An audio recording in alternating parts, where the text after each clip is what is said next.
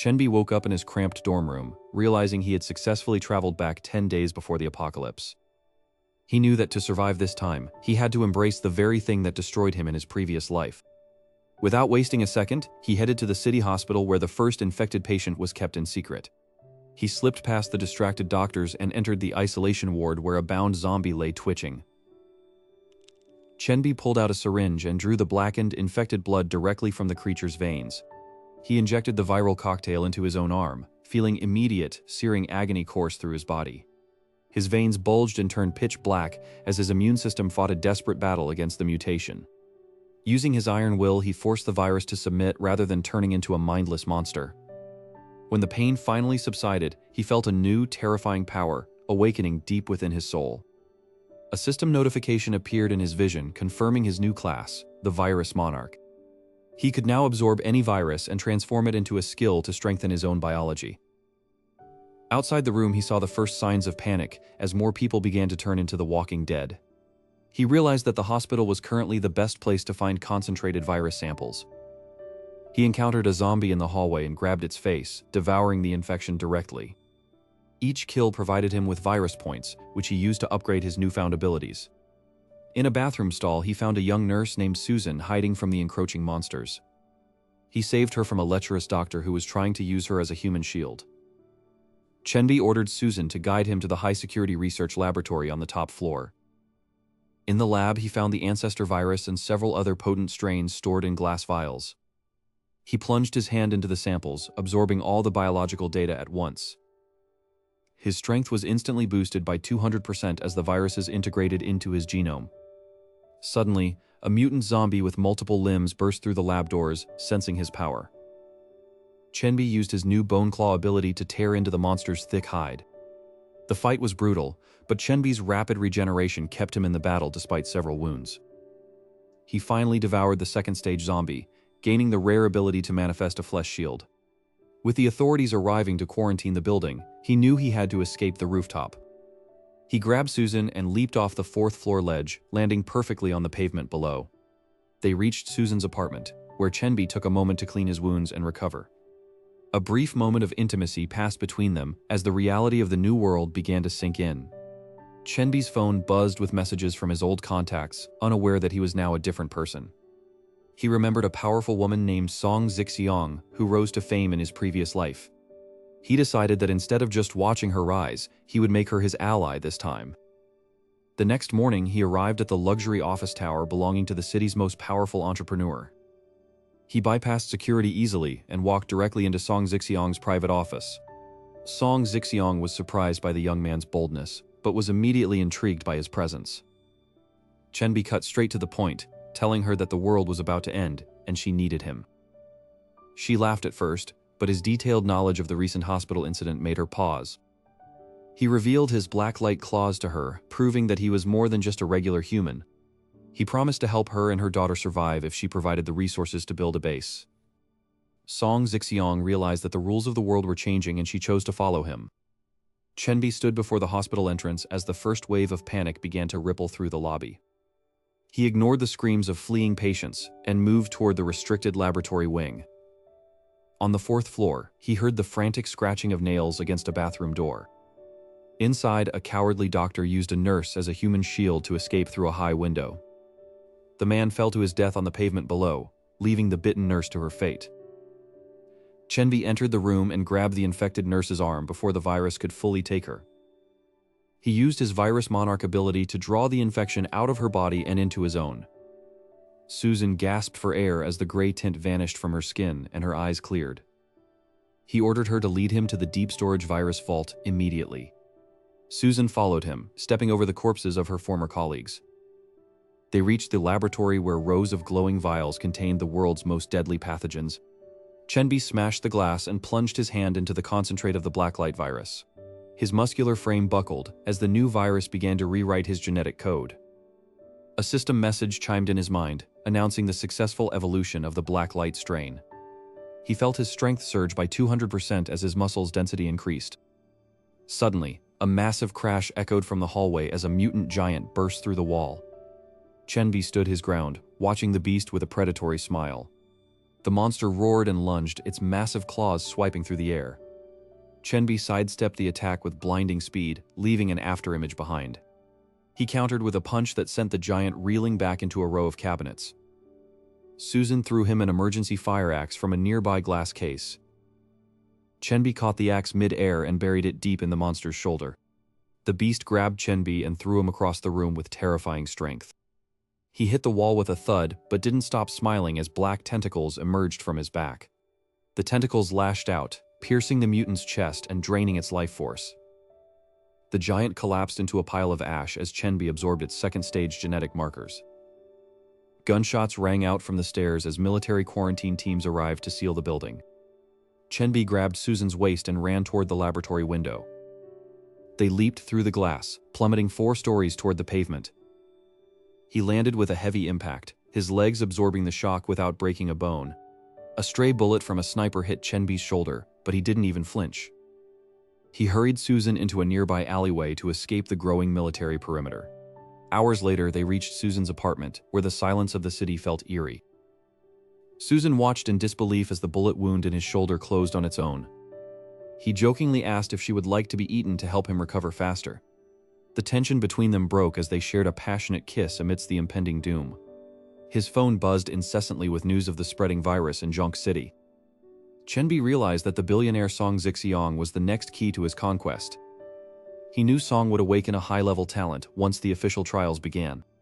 He checked his stats one last time, seeing the evolution in progress notification flashing red. Tomorrow, he would force the most powerful woman in the city to kneel before him. But as he opened the car door, he noticed a shadow lurking on the roof of the opposite building. Chenbi stepped out of the shadows, his eyes locked on the sleek black limousine waiting at the curb. He remembered Song Zixiong from his past life, as a woman who climbed from rags to absolute riches. This time, however, she would not be his idol, but his most valuable tool. A tall, stern woman in a tailored suit stepped out of the car, her gaze sweeping the area with practiced authority. She noticed the young man immediately, sensing a predatory aura that didn't belong to a normal student. Song Zixiong smiled boldly, suggesting that a young man of his talents could even become her son-in-law. Chenbi didn't blink, his expression remaining as cold as the coming winter. He told her not to waste time with pleasantries, for the world they knew was already dead. The entrepreneur's smile faltered as she realized he knew about her hidden surveillance at the hospital. She revealed that she had watched him slaughter the zombies with a power she couldn't explain. She also mentioned a survivor named Luong, the man who had tried to use Susan as a human shield. The memory of that coward's face flickered in Chenbi's mind, fueling a dark desire for retribution. Song Zixiong invited him into her private elevator, hoping to negotiate a position for him under her command. As the elevator ascended, Chenbi stood silently, his back to the glass as the city lights blurred below. Song Zixiong repeated her offer, convinced that her wealth and status could still buy loyalty in this chaos. Chenbi turned slowly, a dark smirk playing on his lips as he leaned closer to her. He whispered that she didn't know him at all, and that a single video could never show the full picture.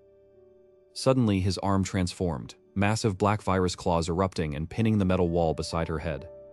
Her bodyguards reached for their weapons, but a single cold glance from Chenbi froze them in their tracks. Song Zixiong gasped, the realization hitting her that the rules of the old world had truly vanished. Chenbi retracted his claw, the metal screeching as the black biomass pulled back into his skin. He told her that he didn't want to work for her, but rather she would work for him. She hesitated, her pride struggling against the raw survival instinct screaming in her mind.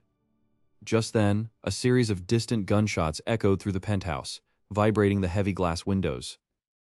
A subordinate rushed in, reporting that the refrigerated storage facility had been breached by the walking dead. Chenbi knew the truth. The extreme cold had only caused the virus to mutate into something far more dangerous. Song Zixiong watched him leave, the shadow of a massive grotesque creature visible in the distance below. Chenbi arrived at the warehouse, the air thick with the stench of rot and freezing nitrogen. The flesh mountain zombie loomed over the survivors, its body a mass of fused limbs and multiple screaming faces. Chenbi lunged forward, his blade slicing through the freezing air as he met the monster head-on. A massive blow from the creature sent him skidding across the asphalt, his arm nearly shattered by the impact. He spotted a shipment of frozen meat nearby and activated his blacklight ability to devour it for a quick boost. His strength surged as he grew in size, his muscles bulging with the newly absorbed biological mass. With a primal roar, he tore into the flesh mountain, literally ripping the mutant limbs from its body. As the beast collapsed into a pile of rotting meat, Chenbi stood over it, a notification flashing about his new skill.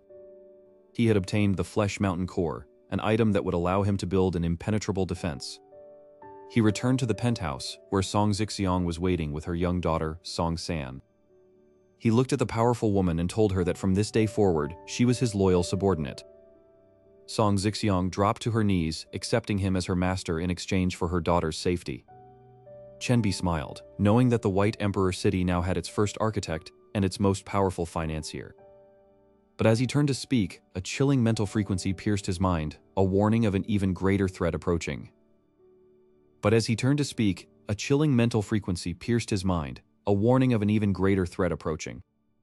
Chenbi immediately contacted Song Zixiang to report the massive gathering of mutant life forms at the city's outskirts.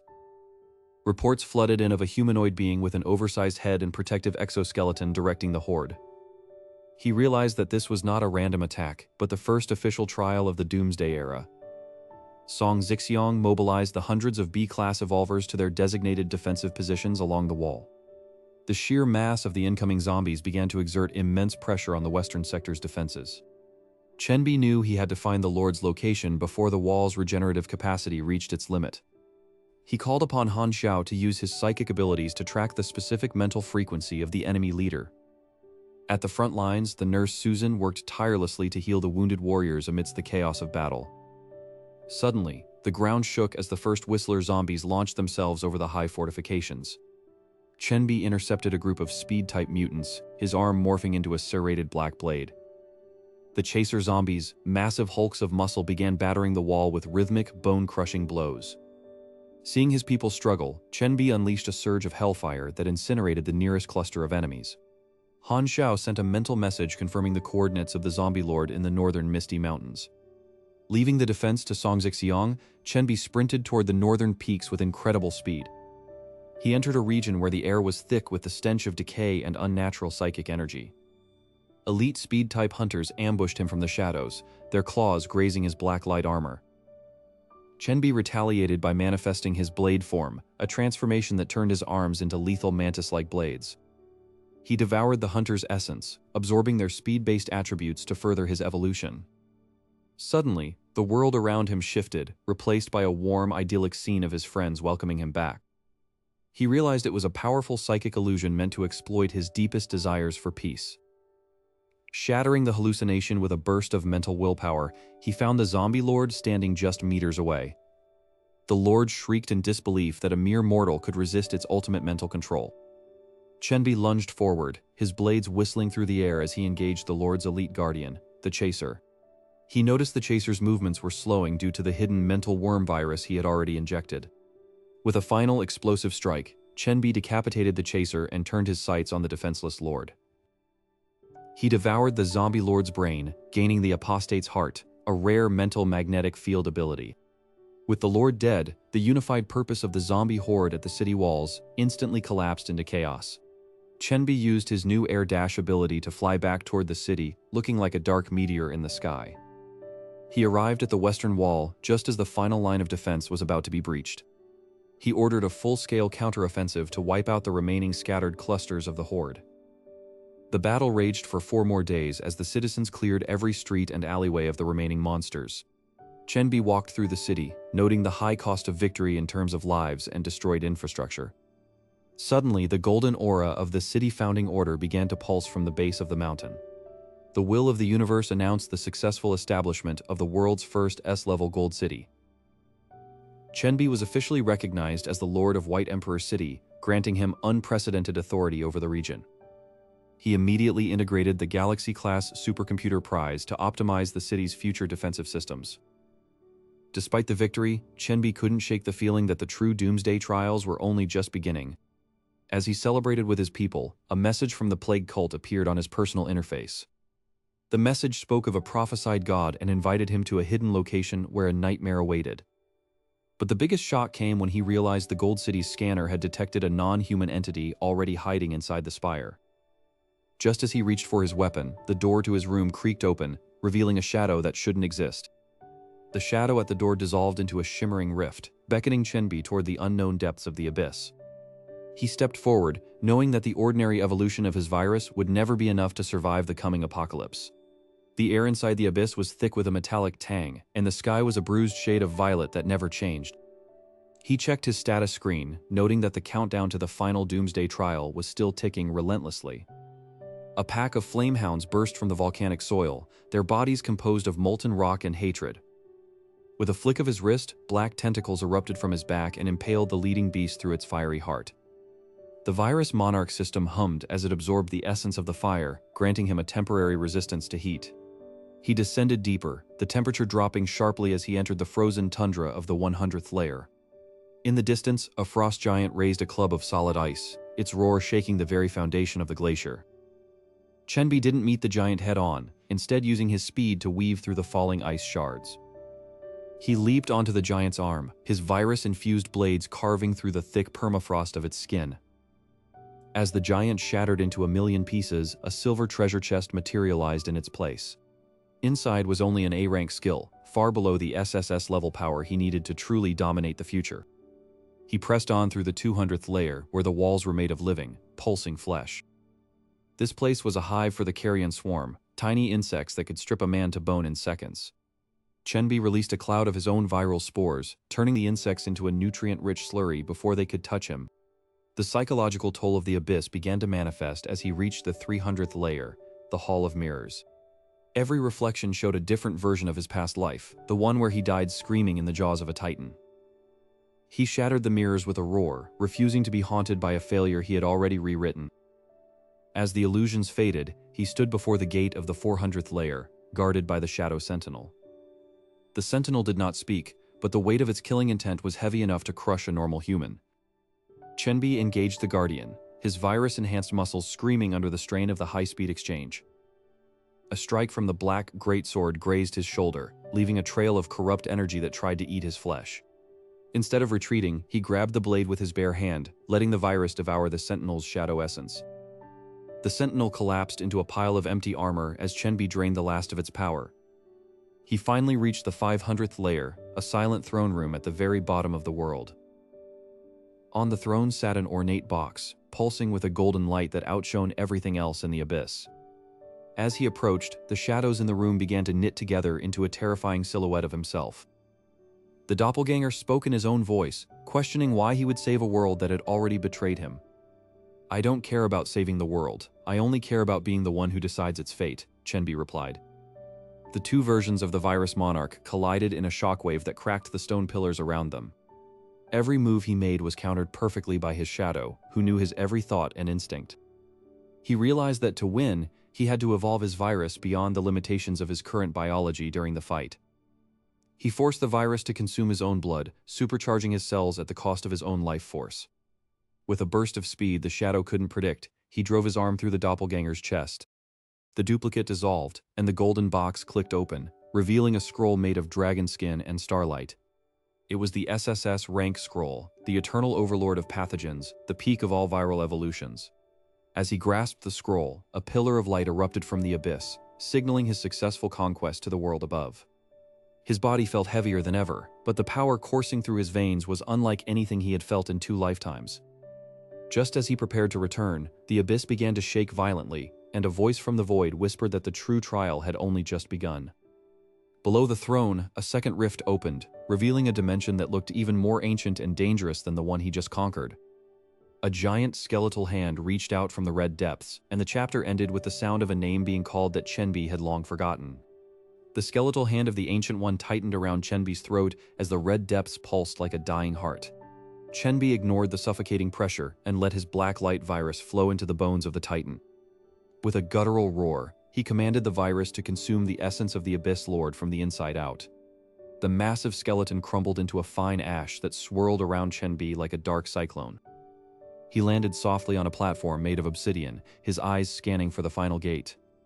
3 shadows emerged from the darkness, representing the Lords of Desire, Stealth, and Darkness. The Lord of Desire whispered promises of a world where Chenbi could rule without struggle. Chenbi drove a black spike through the shadow's chest, proving his will was absolute. The Lord of Stealth vanished, leaving only a cold breeze behind as it prepared to strike. Chenbi released a cloud of airborne pathogens that tracked the invisible movement in the room. He caught the invisible blade with his bare hand, the metal groaning under his mutated strength. With a sharp twist, he shattered the weapon and decapitated the assassin in a single motion. Finally, the Lord of Darkness stepped forward, merging with the very walls of the abyss. Chenbi realized that to defeat darkness, he had to become the void himself. He unleashed the Sovereign's domain, a field of viral energy that overrode the laws of the dungeon. The darkness shrieked in pain as Chenbi's virus devoured the very concept of shadow. Silence returned to the 500th layer as 3 SSS-rank scrolls floated down from the ceiling. He reached out and touched the primary scroll, which glowed with the title, Monarch of the End Times. A pillar of light erupted, carrying Chenbi's consciousness through the evolution process. His DNA was rewritten for the final time, merging human ingenuity with viral infinite potential. The system messages flooded his vision, confirming his status as the highest-ranked being on Earth. He remembered the day he injected himself in that cold hospital room, a desperate gamble for survival. That gamble had paid off beyond his wildest dreams as he felt the strength to move mountains. Above ground, the White Emperor city was under fire from the first wave of the true Doomsday. Susan watched from the battlements as a skyscraper-sized mutant approached the gates. Song Zixiang commanded the final reserves of the city's militia to hold the line at all costs. The sky split open as the abyss portal finally manifested over the center of the city. A single figure descended from the rift, surrounded by a halo of black wings. Chenbi's voice boomed across the wasteland, ordering the monsters to kneel before their king. Thousands of zombies and mutants instantly collapsed to the ground, their wills crushed. He landed on the city wall, looking at the faces of those he had sworn to protect. Susan ran to him, realizing that the man who left was now something far greater. Song Zixiang approached and bowed deeply, acknowledging the true sovereign of the new world. Chenbi looked out at the horizon, where the rest of the world still burned in chaos. He knew the trials were far from over, but now he held the power to write the rules. He shared his evolved virus with his inner circle, granting them the strength to stand by his side. White Emperor City became a beacon of order in a world of absolute madness. The virus monarch had not only survived the abyss, but had conquered the very source of the plague. For the first time in 2 lifetimes, Chenbi felt a sense of true peace as the sun rose over his kingdom. The era of the human has ended, and the reign of the monarch has finally begun.